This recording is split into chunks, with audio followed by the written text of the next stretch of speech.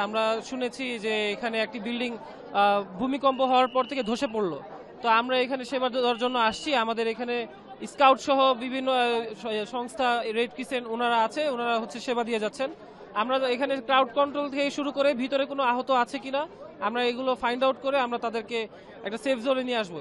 এটাই হচ্ছে আপাতত আমাদের কার্যক্রম।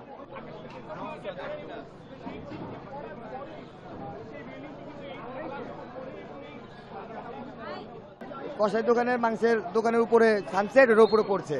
আপাতত কোনো আহত হয়নি। কিছু মানুষ অথবা না না মারা যায়নি, কিছু মানুষ আহত হয়েছে আর কি, মানে কিছু মানুষ আহত হয়েছে। ওই ওই যে দোকানদারের সানসেটটা মানে উপর থেকে ওয়ালটা ভেঙে ভেঙে পড়ে গেছে সাথে সাথে সাথে সাথে। না না, দুই এক মিনিট পরে আসছি, কিন্তু পড়ে গেছে।